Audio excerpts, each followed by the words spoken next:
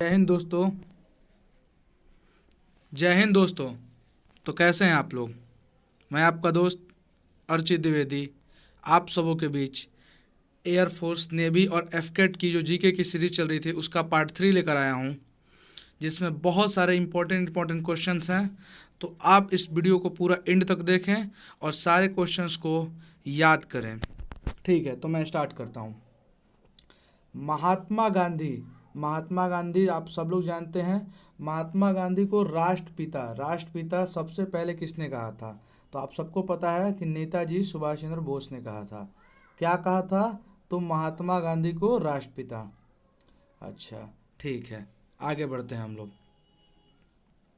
हमारा राष्ट्रीय पंचांग यानी कि कैलेंडर, वो किस पे आधारित है? तो वो शक संवत पे है।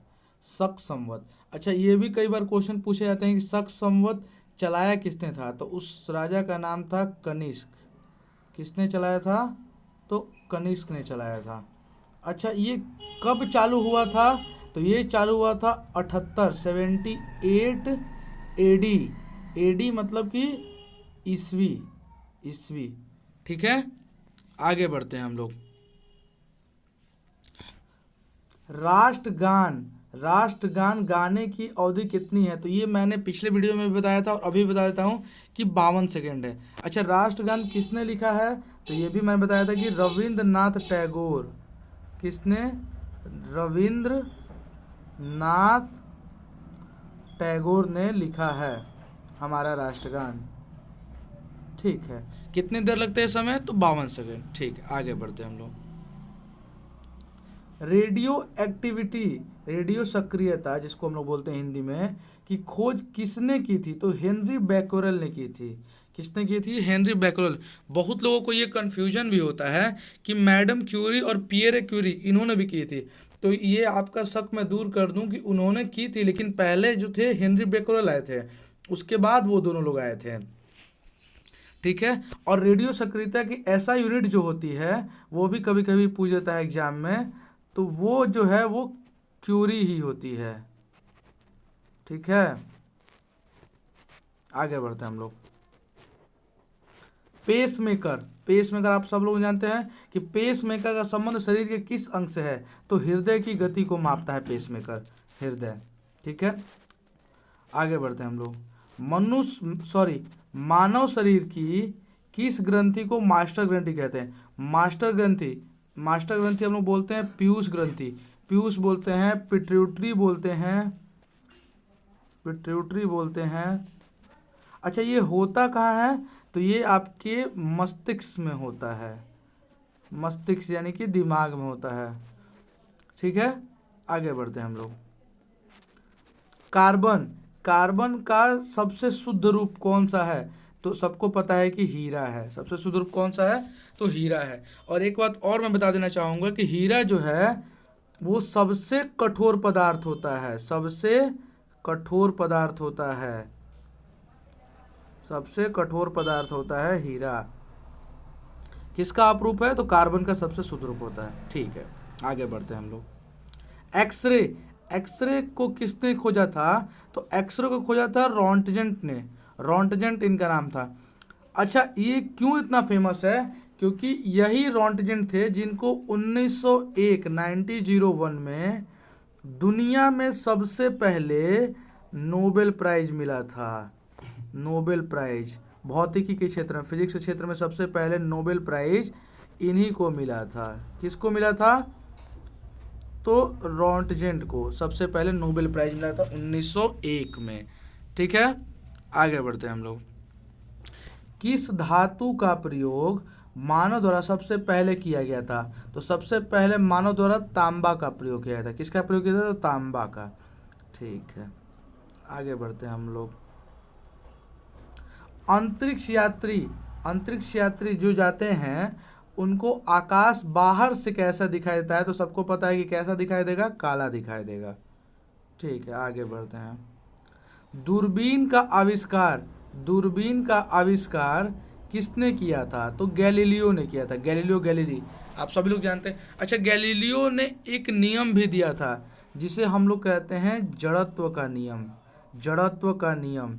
या इंग्लिश में उसी को हम लोग बोलते हैं इनर्शिया, लॉ ऑफ इनर्शिया। किसने दिया था? तो गैलीलियो गैलीली ने दिया था, और दूरबीन का आविष्कार भी किया था। ठीक है, आगे बढ़ते हैं हम लोग। दिल्ली स्थित महात्मा गांधी की समाधि का क्या नाम है? मैंने पिछले वीडियो में बताया था और आज भी बताता हूँ कि राजघाट उसको बोलते हैं, राजघाट। बहुत ही फेमस क्वेश्चन है ये। क्वेश्चन आज तक एग्जामों में 2-3 बार तो पूछ ही चुका है, और आगे के भी एग्जामों में पूछे जाने की बहुत सारी संभावनाएं हैं, तो इसको तो ध्यान से देखी जाए। ठीक है, आगे बढ़ता हूँ नेक्स्ट क्वेश्चन की तरफ। भारत में पहली बार रेलवे लाइन कहाँ से कहाँ तक चली थी? ट्रेन कहाँ से कहाँ तक चली थी? तो आप सबको पता है कि मुंबई, जिसको पहले बम्बई बोलते थे, वहाँ से थाने के बीच में चली थी। कहाँ से कहाँ तक? तो बम्बई से थाने। अच्छा, ये भी पूछा जाता था कि किसने चलवाया था?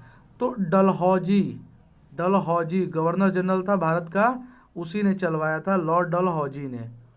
अच्छा, ये कब चलवाया था? तो 1853 में चलवाया था, 1853 में। ठीक है, कितना किलोमीटर लंबा था? तो 34 किलोमीटर लगभग चला था वो ट्रेन, मुंबई से ठाणे के बीच। ठीक है, आगे बढ़ते हैं हम लोग।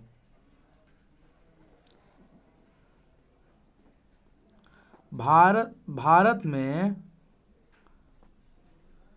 में रेल का आरंभ किस साल हुआ था? देखिए, आ भी गया तो 1853 में। किसने किया था? तो लॉर्ड डलहौजी ने, अभी मैंने बताया आप लोगों को।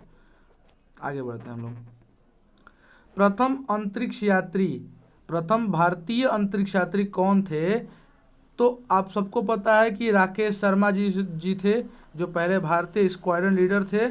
वही गए थे कहाँ पे? तो अंतरिक्ष में, भारत की ओर से। ठीक है, नेक्स्ट क्वेश्चन की तरफ हम लोग बढ़ते हैं। भारत की प्रथम महिला मुख्यमंत्री कौन है? भारत की पहली महिला मुख्यमंत्री कौन है? सुचेता कृपलानी है, श्रीमती सुचेता कृपलानी जी हैं। अच्छा, आपसे कभी कभी ये भी पूछ लेता है एग्जामों में कि भारत की प्रथम महिला राज्यपाल कौन है? राज्यपाल कौन है? तो वो है सरोजनी नायडू। कौन है? सरोजनी नायडू, सरोजनी नायडू जी हैं। ठीक है। अच्छा, ये दोनों लोग किस राज्य की बनी है, ये भी पूछ देता है। तो ये दोनों लोग उत्तर प्रदेश की बनी थी। पहली महिला मुख्यमंत्री भी वहीं की थी, और राज्यपाल भी यूपी में ही बनी थी पहली। ठीक है, नेक्स्ट क्वेश्चन की तरफ हम लोग बढ़ते हैं। संयुक्त राष्ट्र संघ यानी कि यूएनओ की स्थापना कब हुई थी? बहुत ही इंपॉर्टेंट क्वेश्चन है ये। इसकी स्थापना हुई थी 24 अक्टूबर 1945 को। कब हुई थी? 24 अक्टूबर 1945 को। और इसका मुख्यालय कहाँ है, ये भी पूछ देता है। तो इसका मुख्यालय जो है पेरिस में है।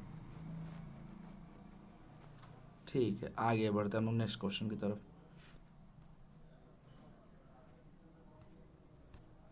नेक्स्ट क्वेश्चन हमारा बोल रहा है,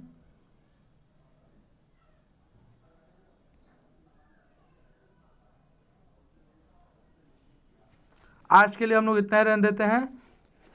नेक्स्ट पार्ट में आगे की बातें बताई जाएंगी। ठीक है, धन्यवाद।